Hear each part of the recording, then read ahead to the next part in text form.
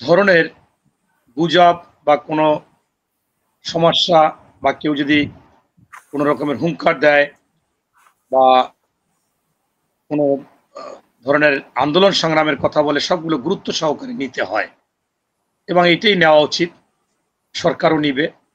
তবে আমার কাছে আবার আওয়ামী লীগের যে এই 13ই নভেম্বর লকডাউন তো লকডাউন, আপনার সে নানক সাহেব বলতেছে, আমি আবার এটা 2 বার শুনলাম যে ওনা কি বলে। তারপরে এই আওয়ামী লীগ, যুব মহিলা লীগ, মহিলা লীগ যেভাবে বলতেছে, মনে হচ্ছে যে উনি রাষ্ট্রীয় ক্ষমতায় বসে বসে সবাইকে আদেশ নির্দেশ দিচ্ছে। আমার একটা গল্প আপনার এই টকশোতে আগে আওয়ামী লীগের সময় 5-7 বার বলেছি যে একটা উনি যখন প্রতিমন্ত্রী ছিল তখন ঈদের জামাত হলে, স্থানীয় সরকারের প্রতিমন্ত্রী ছিল, ঈদের জামাত দেখতে যায় এই ঢাকার ঈদগাহ মাঠ উনি দেখতে গিয়েছিলেন। দেখতে গেলে উনি যাইয়া বলল যে আগামীকাল ঈদুল জানাজা নামাজ, এর সাথে বলে যে স্যার জানাজা নামাজ না, বলছে আচ্ছা আচ্ছা ঈদুল আজহার জানাজা নামাজ, বলেন স্যার জানাজা নামাজ না, ঈদুল আজহার নামাজ। শেষে 3 বারের বার বলছে ঈদুল আজহার জামান নাজের নামাজ, মানে ঈদুল আজহার নামাজ। অর্থাৎ এরা যে কখন সামাল আর কখন বেসামাল ওই সময় বোঝা যায় না। এখন এটা তো মনে করেন পাগলের সুখ মনে মনে, আমি মনে করি। সরকারকে মনে করতে বলি না, সরকারের স্ট্রং থাকতে হবে। আমি আপনাকে বল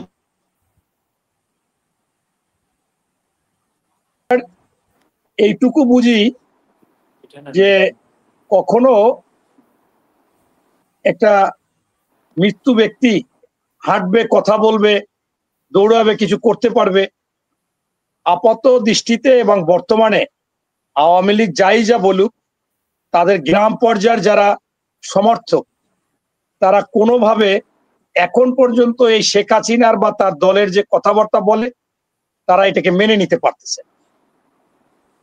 আমি এটা আপনাকে হয়তো অনেকের কাছে মনে হবে যে এটা সঠিক না। আমি নিজে যখন জুলাই আন্দোলন করেছি, আমি অনেককে আওয়ামী লীগের পরিবারকে আমার পাশে পেয়েছি, তারা আন্দোলন করেছে। আমি আমার কাছ থেকে এক ভদ্রলোক 2টা ফ্ল্যাট কিনেছে, চরমপন্থী আওয়ামী লীগ, তার কুয়াকাটা হোটেল আছে, শাহজাহান সাজু।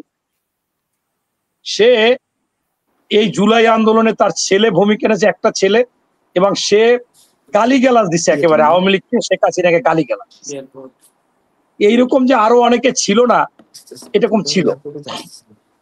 আর সবাই তো আর একেবারে দলকানা না, কিছু কিছু লোক তো বুঝে যে এটা আসলে খুবই অন্যায়, এটা খুবই অপরাধ, এটাকে মেনে নিতে পারে। তাই এই যেগুলো বলতেছে এগুলো আওয়াজ, এগুলো কোনো বিষয়ই না। এবং আমি মনে করি যে এটাও ঠিক না। পাশাপাশি জামাত যে 10 তারিখের একটা আলটিমেটাম দিচ্ছে, কার কাছে আলটিমেটাম দেয়?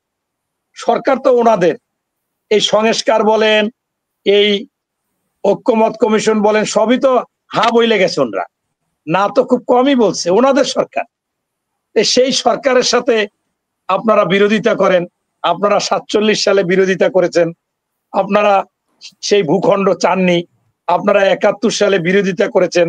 এখন আপনাদের দ্বিতীয় ম্যান ডক্টর সৈয়দ আব্দুল্লাহ তাহের, সে আবার সাংবাদিকদেরকে বলে যে 71 সালে আমরা যুদ্ধ করেছি, 71 সালে আমরা ভূখণ্ড এনেছি, 71 সালে আমরা পতাকা এনেছি, 71 সালে স্বাধীনতা দিয়েছি।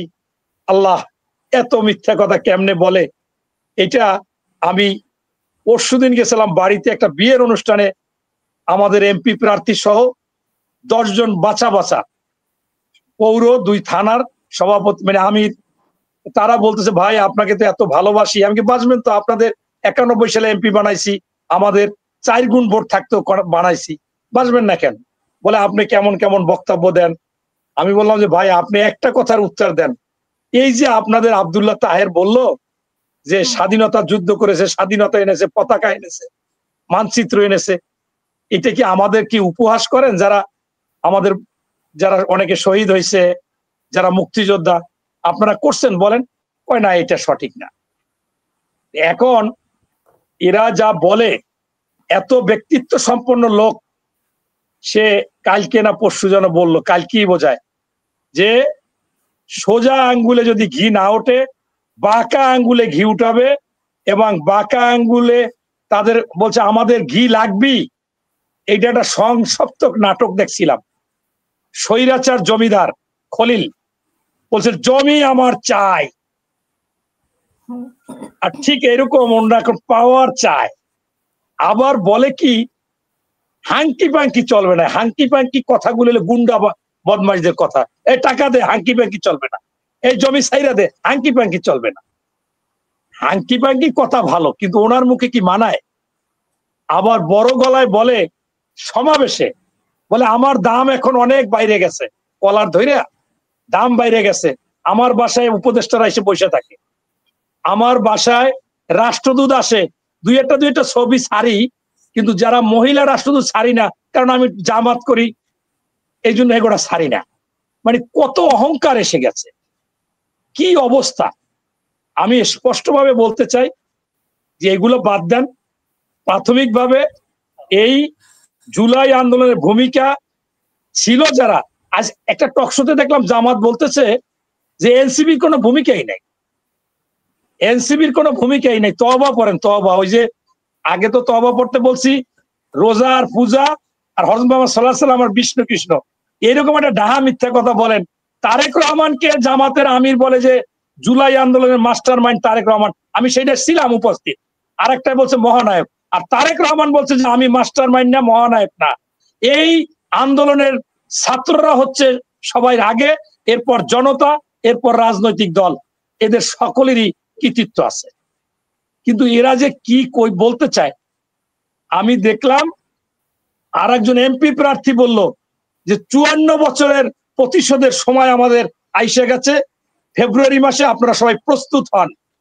এবং উনি এমপি হইলে কি যেন কইবে, এটা আর আমি পাই নাই। এখন এরকম কিন্তু হচ্ছে।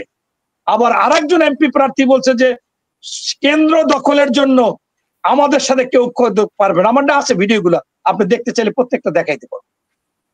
এরা আসলে কি চাচ্ছে? এই সরকারকে ভয় দিতে চাচ্ছে?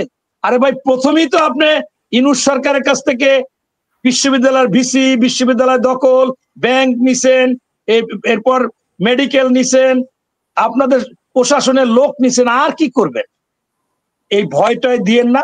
বিএনপি সবসময় এই সরকারকে সফল চাচ্ছে, ব্যর্থতা চাচ্ছে না।